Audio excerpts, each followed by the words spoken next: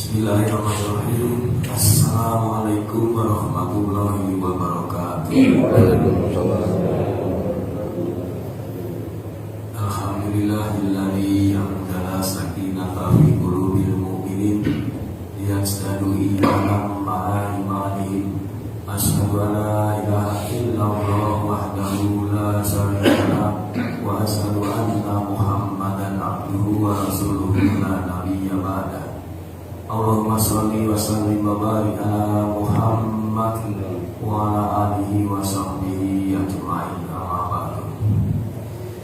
Jamaah Masjid Anas rahimakumullah, senantiasa kita terus bersyukur kehadiran Allah Subhanahu wa taala yang terus menerus memberikan nikmat kepada kita semua, sehingga di pagi hari ini kita masih diberi kesempatan untuk mendapatkan berbagai manfaat.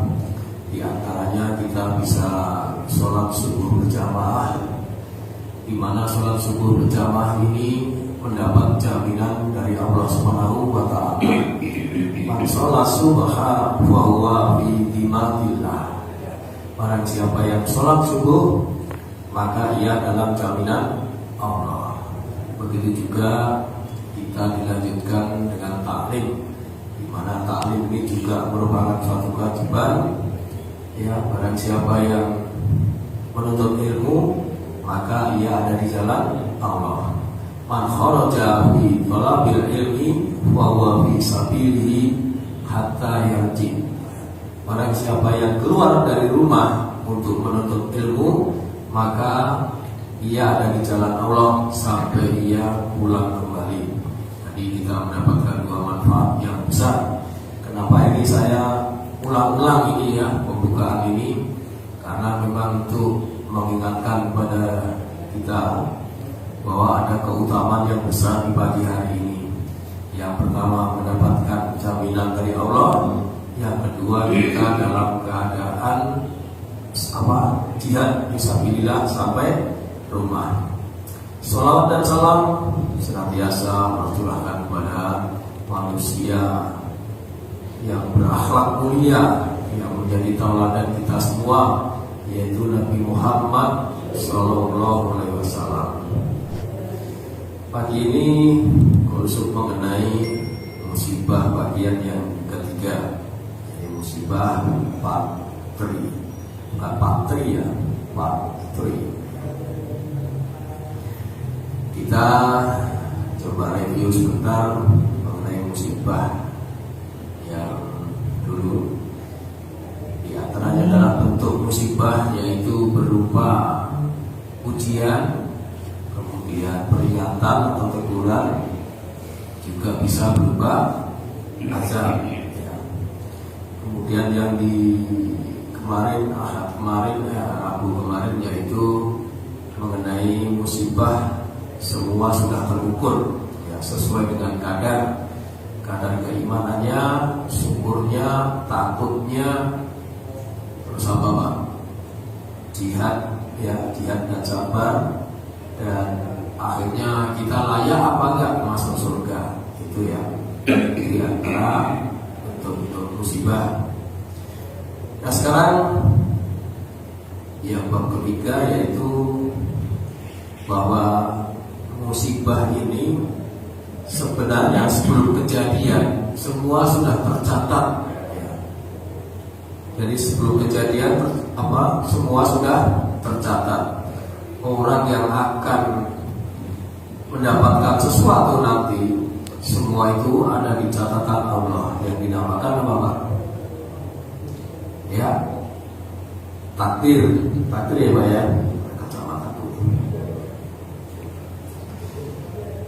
Jadi sebelum kita diciptakan, Allah sudah menulis dulu setiap kejadiannya. Yaitu ada di surat Al-Hadid ayat 22. Surat ke-57 ayat 22. Allah berfirman, "A'udzubillahi minasyaitonirrajim. Ma asaba min musibatin fil ardi wala fi anfusikum illa fi kitabim min qabli an nabra'aha inna dzalika 'ala Allahi yasir.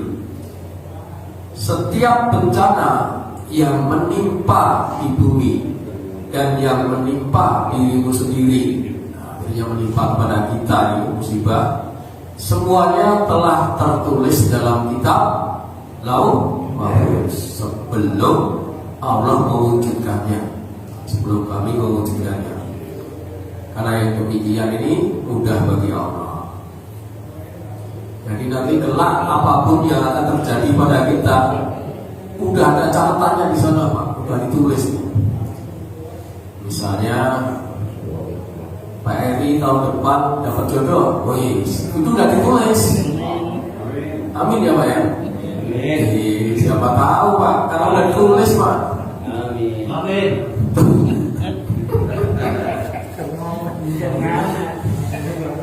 Amin. Jangan menolak takdir Pak. Ini sudah ditakdirkan, pasti ada hikmahnya ini Pak. Ini kan siapa tahu Pak, contoh Pak, contoh ya. Ya. Jadi musibah-musibah itu baik termasuk rahasia umur kita, rezeki kita, semua sudah Allah tentukan. Jadi nggak usah bersedih, nggak usah apa ya, nggak usah bersedih aja Pak. Nggak usah galau itu kata Ustadz Tegal. Dari Ibnu Mas'ud dia berkata, Rasulullah berdiri di tengah-tengah kami, lalu beliau bersabda, Allah menciptakan setiap jiwa, lalu dia menuliskan atau menentukan kehidupannya, baik itu umurnya, rezekinya, terus ibaha, dan musibah-musibah yang akan menimpanya. Jadi umur, rezeki, dan musibah apa saja yang akan menimpanya sudah dituliskan oleh Allah. Hadis riwayat Tirmizi. Jadi sebagai sebagai pengetahuan dan kaget kalau ada musibah itu. Nanti ada di ayat berikutnya.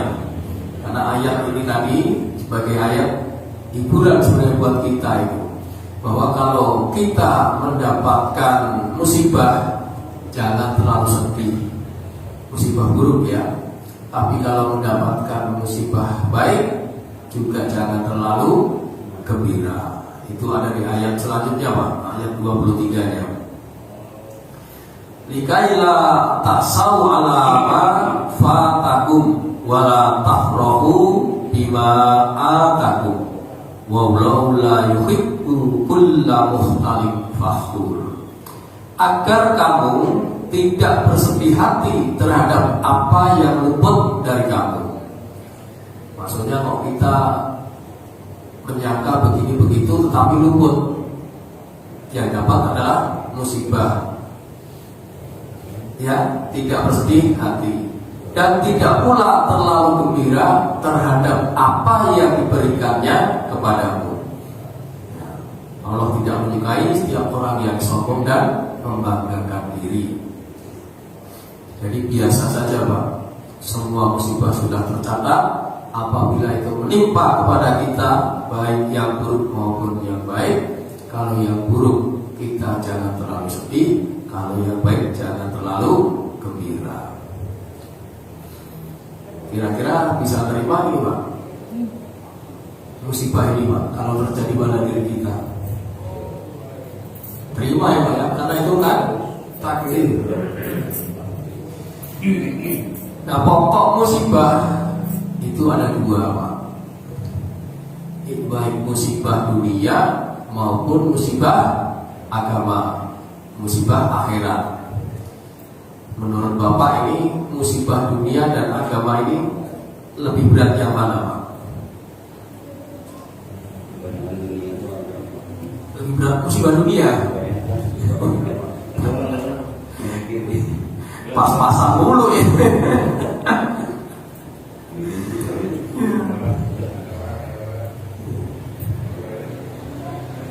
Yang lebih berat itu sebenarnya musibah agama Pak. Ya, coba kita uraikan dulu musibah dunia. Musibah dunia ini macam-macamnya, ada kata baksa, ada kata durru, ada zulzilu ya. Baksa, durru maupun zulzilu itu ada di Al-Baqarah 214. Al-Baqarah 214. A'udzu billahi minasyaitonir rajim. Am hasibtum an tadkhulul jannata walamma ya'tikum masalul ladzina khalau min qablikum masakhumul ba'sa, ini ba'sa ya, wa dzarra wa zulzilu. Ada 3 itu ya katanya ya, di kemelaratan, kemiskinan, penderitaan, penyakit dan guncangan. Hatta yaqular rasulu walladzina amanu ma'ahu mata nasrullah ala inna nasrullahi qarib. Ataukah kamu mengira bahwa kamu akan masuk surga? Apa kita mengira mau masuk surga? Padahal belum datang kepadamu cobaan seperti yang dialami oleh orang-orang terdahulu. Mereka ditimpa apa itu? Kemelaratan, kemiskinan, ditimpa penderitaan, terus ditimpa guncangan dengan berbagai cobaan, sehingga Rasul dan orang-orang yang beriman bersamanya berkata, kapankah datang pertolongan Allah? Sesungguhnya pertolongan Allah itu dekat. Jadi kita ketika dapat musibah minta tolongnya kepada Allah. Itu aja Pak intinya, Pak. Karena Allah menyatakan dirinya dekat. Nah, baksa itu dalam tafsir Ibnu Katsir, al-baksa diartikan sebagai kemiskinan, kefakiran, terus kesengsaraan atau penderitaan baik fisik maupun harta. Biasanya ketika ada saudara kita yang sakit, kita mendoakan dengan doa apa Pak? Kalau masih ingat? La ba'sa tahurun insyaallah. Mana Pak itu? Yang kemarin minta hadisnya itu. Yang paling susah banget katanya. Ya, tadi baksa. Kemudian yang doro tadi. Doro juga bisa dikatakan zuru, artinya penyakit. Ya, sebagaimana Nabi Ayub Pak, waktu ditimpa penyakit, beliau minta sembuh gak Pak? Beliau hanya berkata, inni masaliyal dzurru wa anta khairun wa arhamur rahimin ya. An-Anbiya ya, ayat berapa? Ayat 3. Wa ayyuba isnada, Ayub berdoa pada Tuhannya, inni masaniyal dzurru wa anta arhamur rahimin. Sungguh aku telah ditimpa penyakit, padahal Engkau Tuhan yang Maha Penyayang dari semua yang penyayang. Lembut banget ya Nabi Ayub ini ya, nggak minta sembuh, tapi memuji Allah. Kemudian yang zulzilu merupakan sebuah musibah, bentuknya guncangan. Nah, pada guncangan ini bisa diartikan juga karena kesakitan, juga karena dahsyatnya penderitaan. Tetapi lebih spesifik merujuk guncangan ini nanti pada hari kiamat. Seperti surat apa itu? Idza zulzilatil ardu zilzalaha. Ya. Itu kan mengenai guncangan ya, Pak ya. Ya. Nah, musibah juga disebut sayiat. Ya. Sayiat, musibah itu atau bahaya. Dalam surat 30 Ar-Rum ayat 36, A'udzu billahi minasyaitonir rajim Wa idza adaqna nasa rahmatan farihu biha wa in tusibhum sayyi'ah bima qaddamat aydihim. Dan apabila kami berikan suatu rahmat kepada manusia, niscaya mereka gembira dengan rahmat itu. Tetapi apabila mereka ditimpa sesuatu musibah atau bahaya karena kesalahan mereka sendiri, seketika itu mereka berputus asa, idahum yaqnadun.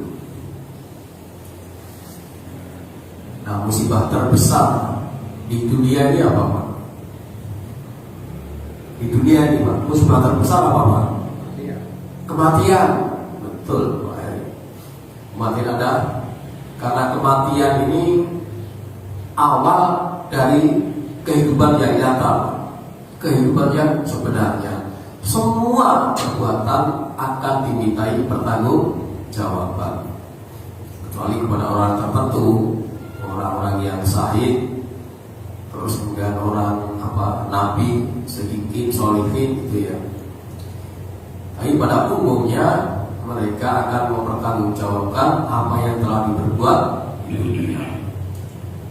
Nah, kematian kalau menimpa pada orang di luar kita, orang kafir itu pasti kelak akan menyesal, dan dia pengen dikembalikan ke dunia.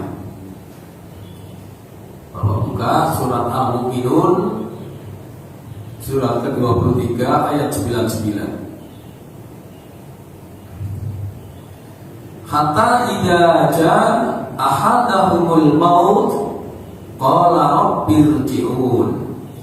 Demikianlah keadaan orang-orang kafir itu, hingga apabila datang kematian kepada seorang dari mereka, mati.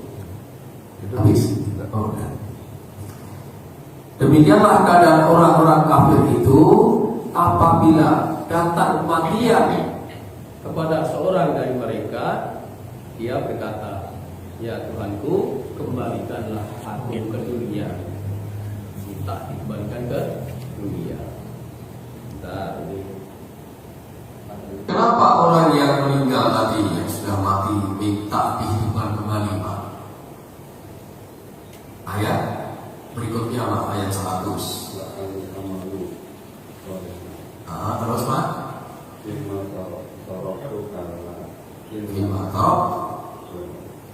Kalla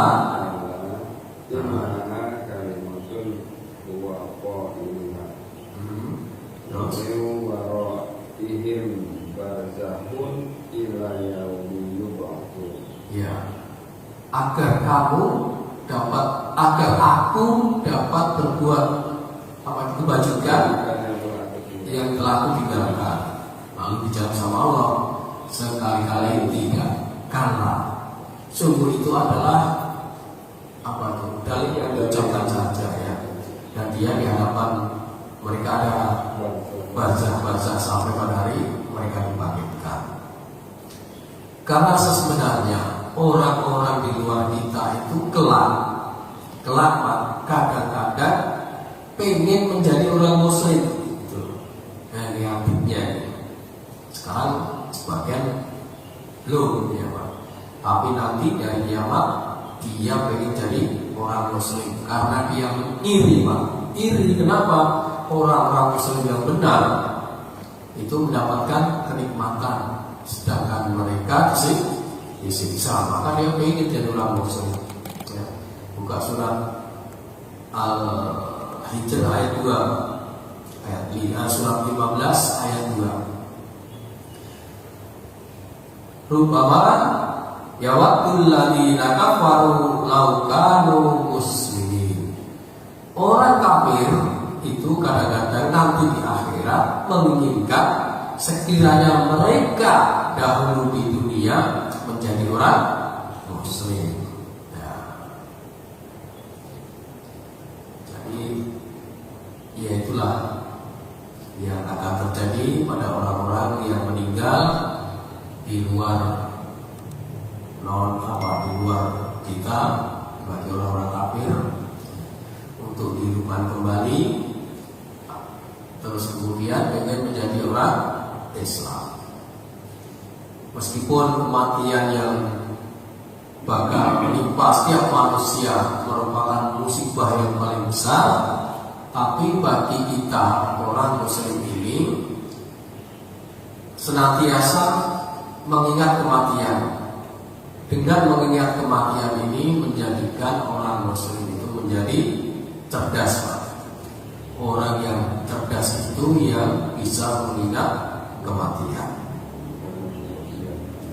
Ya, serta mempersiapkannya. Dari Ibnu Umar radhiyallahu anhu yang berkata, aku pernah bersama Rasulullah SAW, lalu ada seorang Ansor mendatangi beliau. Ia memberi salam dan bertanya, wahai Rasulullah, ya Rasulullah, ayyul mu'minina afdal. Wahai Rasulullah, mungkin maknakah yang paling baik? Maka Rasulullah menjawab, asamuhum khuluqan, yaitu orang mukmin yang baik akhlaknya. Lalu orang Ansor itu bertanya lagi, wa ayyul mu'mini aqyas, siapakah orang mukmin yang paling cerdas? Maka Rasulullah menjawab,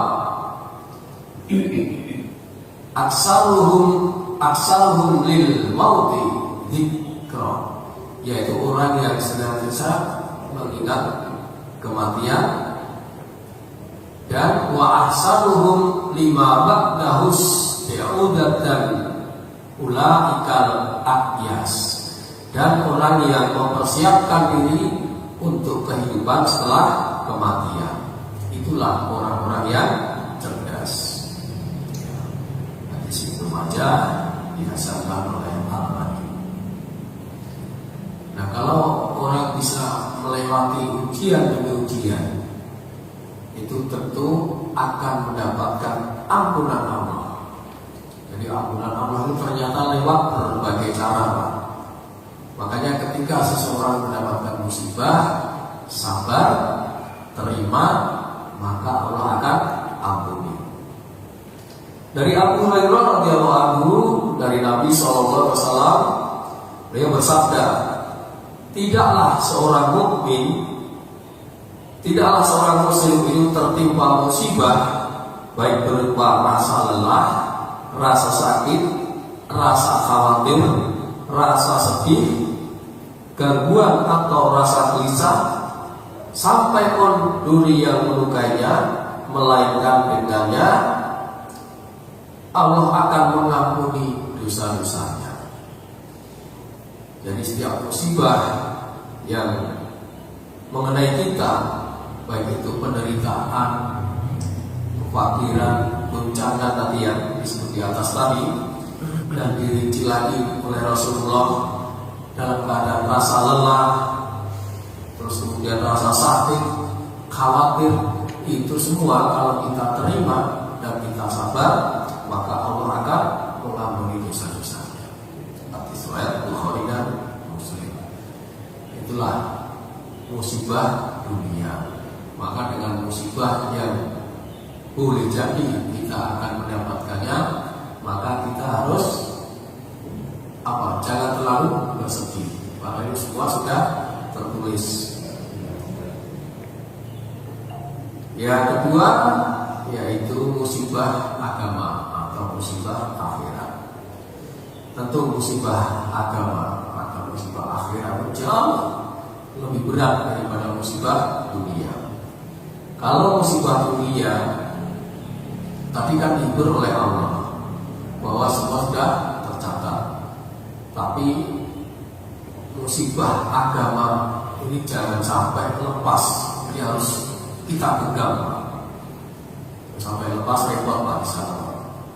Sehingga Rasulullah, kemudian sahabat Umar, dan ada fatwa dari ulama itu mengatakan bahwa musibah agama ini adalah musibah yang paling terbesar.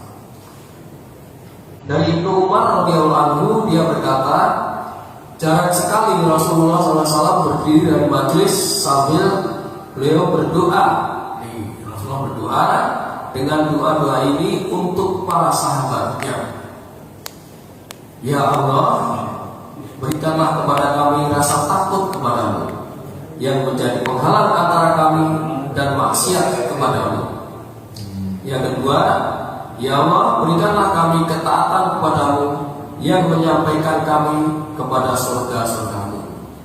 Yang ketiga, ya Allah, berikanlah kami keyakinan yang memudahkan kami untuk menghadapi musibah dunia. Ini keyakinan. Kemudian yang keempat, ya Allah, berilah kami manfaat pada pendengaran kami, penglihatan kami, dan kekuatan kami sebagai selagi kami masih hidup. Dan jadikanlah itu semua tetap dengan kami dan terpelihara sehingga kami mati. Kelima, ya Allah, berikanlah balasan hukuman kepada orang-orang yang menzalimi kami, dan bantulah kami terhadap orang-orang yang memusuhi kami. Keenam, ini, ya Allah, wala taj'al musibatana fi dinina. Ya Allah, dan janganlah engkau timpakan musibah pada agama kami. Ini doa Rasulullah kepada para sahabatnya, tentu juga kepada kita semua. Jika didoakan, jangan sampai tertimpa musibah pada agama. Karena tertimpa musibah agama yang paling berat. Kemudian asar dari Umar bin Khattab, kalau dapat musibah itu ada 4 kenikmatan. Kemarin sudah saya sampaikan 5 ya. Dari Allah, demi Allah, setiap kali aku mendapat musibah, maka di situ selalu terdapat 4 kenikmatan dari Allah. Yang pertama yaitu musibah itu tidak menimpa agamaku, kata Ibnu Umar. Jangan sampai musibah itu menimpa agamanya. Kemudian ada fatwa dari ulama yaitu Ibnu Qayyim, bahwa setiap musibah selain musibah yang menimpa agama, maka anggaplah ringan, karena pada hakikatnya itu merupakan sebuah nikmat. Nyambung ya dengan yang tadi. Dan sebenar-benar musibah adalah musibah agama. Wal musibatul haqiqiyatu musibatud din. Dan sebenar-benar musibah adalah musibah agama. Jadi ada keterangan dari Nabi, dari Umar, dan ulama. Ini menunjukkan bahwa musibah agama ini musibah yang paling terberat. Sampai kita terkena musibah itu. Nah, contoh-contoh musibah agama apa saja ini? Ada 3 Pak, contohnya, yaitu kerusakan akidah. Yang pertama, kerusakan akidah, ini musibah agama nih. Di antaranya adalah syirik, kemudian bid'ah, dan subhat. Ya. Ketiga ini merusak akidah Pak kalau terkena pada diri kita. Syirik, dalilnya terangkat. Kezaliman ada 3. Kezaliman yang tidak Allah ampuni, kezaliman yang Allah ampuni, dan kezaliman yang tidak mungkin dibiarkan oleh Allah. Jadi kezaliman itu ada 3. Yang tidak diampuni Allah, yang diampuni Allah, yang tidak mungkin dibiarkan. Adapun fa'amma dzulmul ladzi la yaghfirullah wasir. Adapun kezaliman yang tidak Allah ampuni adalah kesyirikan. Hadis riwayat Abu Daud. Jadi salah satu musibah agama adalah karena berbuat syirik. Resikonya orang yang berbuat syirik tidak diampuni. Kedua yaitu kerusakan akidah kedua yaitu bid'ah. Bid'ah digambarkan dalam sebuah hadis dari An-Nasai ini yang biasa dibuka para penceramah. Ma yahdihillahu fala mudhillalah wa ma yudhlil fala hadiyalah, dan seterusnya.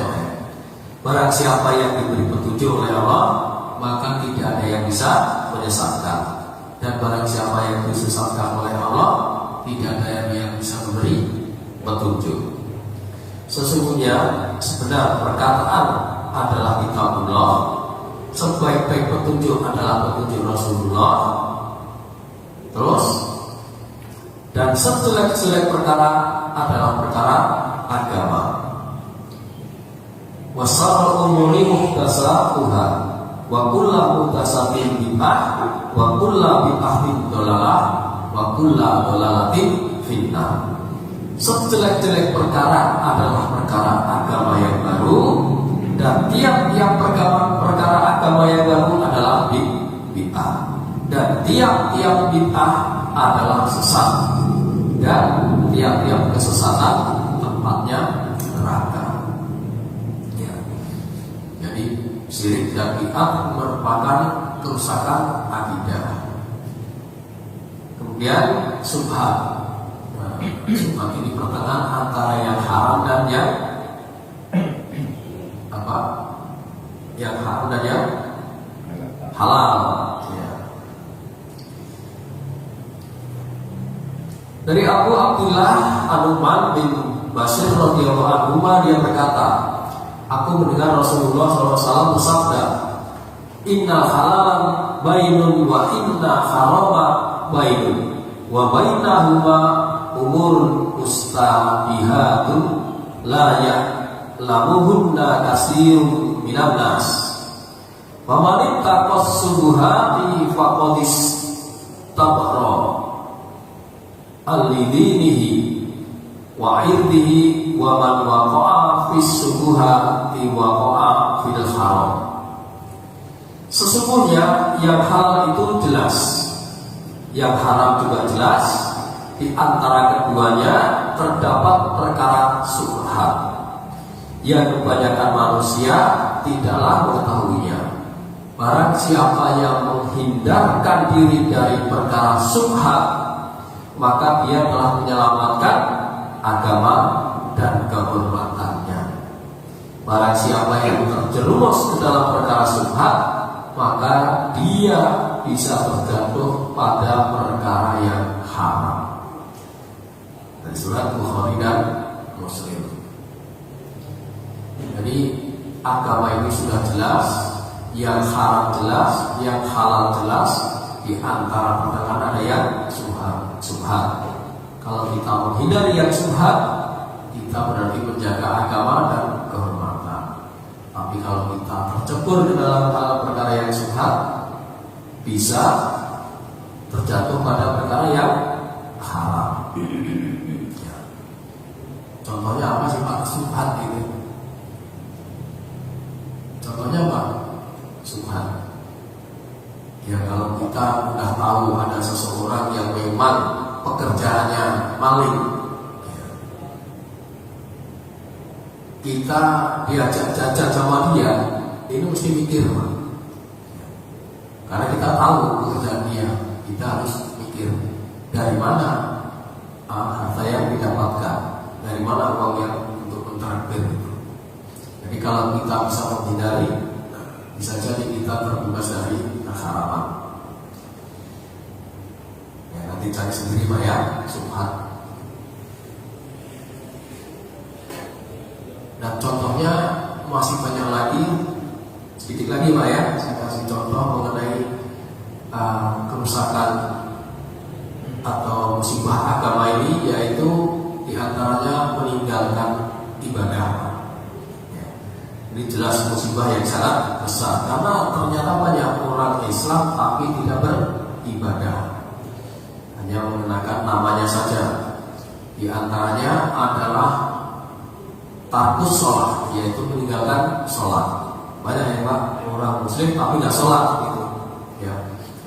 Nah, orang yang mengaku muslim nggak sholat tetap divonis orang tersebut adalah kafir. Karena antara orang yang beriman dan kafir itu pembedanya adalah sholat. Dalam sebuah hadis dari Anas bin Malik radhiyallahu anhu, dia berkata, aku mendengar Rasulullah SAW bersabda, man tarakas sholata muta'ammidan faqad kafara jahal. Barang siapa dengan sengaja meninggalkan sholat, maka dia telah kafir secara terang-terangan. Ya. Kafara jahal, kafir terang-terangan. Kemudian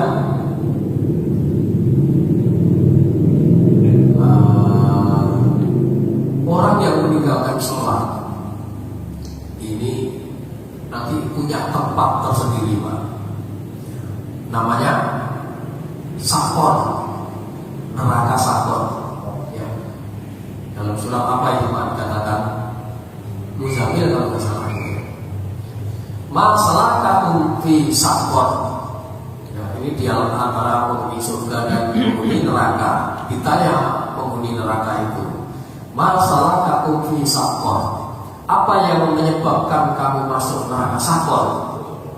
Nah, ya, orang yang di neraka tadi menjawab, qalu lam naku minal musholin. Mereka menjawab, dahulu kami tidak termasuk orang-orang yang menegakkan atau melaksanakan sholat. Ya. Jadi orang yang tidak menegakkan sholat tempatnya di sakor. Keadaan neraka sakor adalah satu tingkatan neraka yang sangat panas, mengerikan Pak, diperuntukkan bagi orang yang meninggalkan sholat tadi. Terus kemudian meninggalkan ibadah ini diantaranya selain sholat, meninggalkan puasa yang wajib. Ini juga merupakan musibah agama. Orang yang meninggalkan puasa wajib tanpa uzur, terus dia berpuasa, artinya membayar denda puasa terus menerus sampai mereka mati, itu puasanya tidak diterima. Jadi orang yang puasa tanpa uzur, dia berbuka duluan atau tidak berpuasa sama sekali, maka puasanya untuk menggantinya tidak diterima. Dari Abu Hurairah radhiyallahu anhu, dia berkata, Rasulullah SAW bersabda, barang siapa berbuka sehari dari puasa bulan Ramadan bukan dengan alasan keringanan yang Allah berikan kepadanya, maka tidak akan diterima darinya kafaratnya, walaupun dia berpuasa sepanjang masa. Walaupun dia membayarnya dengan puasa sepanjang masa, maka tidak akan diterima. Surat Ahmad, Abu Daud dan Ibnu Huzaimah. Kemudian meninggalkan zakat. Zakat masih populer Pak. Karena kemarin nggak populer katanya. Masih populer kan zakat? Iya Pak. Itu ada di At-Taubah ayat 35, surat 9 ayat 35. Ingatlah pada hari ketika emas dan perak dipanaskan dalam neraka jahanam, lalu dengan itu disetrika dari lambung dan punggung mereka, seraya dikatakan kepada mereka, inilah harta bendamu yang kamu simpan untuk dirimu sendiri, maka rasakanlah akibat dari apa yang kamu simpan itu. Karena dulu waktu di dunia hartanya tidak dizakatkan. Kemudian meninggalkan atau tidak mau haji. Ini juga banyak terjadi Pak, karena merasa tidak punya apa-apa, maka dia memvonis dirinya bahwa dia tidak akan mampu haji. Ini jangan sampai terjadi pada diri kita. Walaupun kita belum bisa, belum mampu, tapi harus dibiarkan. Syukur-syukur dengan usaha nabung, usaha 1.000, 1.000, berapa saja. Insya Allah nanti Allah bantu itu. Yang penting ada niat untuk melakukan ibadah haji. Di ayatnya saya potong aja. Barang siapa mengingkari kewajiban haji, maka ketahuilah bahwa Allah Maha Kaya, tidak memerlukan sesuatu dari seluruh alam. Jadi walaupun secara ekonomi tidak mampu, tapi janganlah seseorang itu tidak ada niat untuk berhaji. Nah, hadisnya dikatakan dari Ali, dia berkata, Rasulullah SAW bersabda, siapapun yang memiliki bekal dan kendaraan yang cukup untuk mendukungnya ke Baitullah, namun dia tidak mau pergi haji, ini perhatian pernyataan, maka aku tidak peduli jika dia mati dalam keadaan Yahudi atau Nasrani. Karena Allah berfirman dalam kitabnya, mengerjakan haji adalah kewajiban manusia terhadap Allah, yaitu bagi orang yang sanggup mengadakan perjalanan ke Baitullah. Semuanya Tirmizi. Dia ada niat ya Pak ya. Kita niatkan dulu Pak, sembari dengan usaha semampunya. Ini kalau Allah mampukan pasti berangkat, pasti berangkat. Kira itu aja ya. Udah 5 masih ada ya. Itu musibah agama itu karena cintanya dunia. Hubud dunia rasul kullu khati'atin. Cinta dunia pangkal segala kesalahan. Nah, ini musibah terbesar, merupakan karena kecintaannya kepada dunia sehingga melalaikan mengenai akhirat. Itu aja yang bisa saya sampaikan ya, mudah-mudahan ada manfaatnya. Karena waktu juga yang sudah hampir jam 6, udah sore. Ada tambahan pertanyaan? Saya Pak. Iya Pak. Takbir ini kan sudah tercatat saat kita menjadi kalau tidak salah ya Pak. Kenapa? Takbir. Takbir juga tercatat dalam dalam kandungan ya, di dalam kandungan ya. Iya. Apakah takbir ini kita bisa kalau bisa diubah? Bisa. Melalui doa, melalui Iya. isyarat. Ya, melalui doa sahabat. Bapak buka ayat surat Al ayat 39 Pak. Surat Al 13 39. Nah, silakan dibuka di situ bahwa Allah yang bisa menghapus takdir. Berarti yang menghapus takdir itu Allah.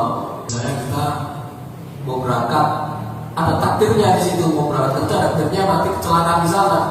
Nah, tapi karena kita menghindari, Allah merubah, menghapus takdir yang tadinya berangkat di sini. Misalnya gitu. Ya.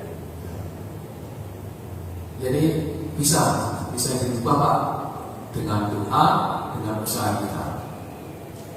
Itu Pak ya di sini. Baik, kita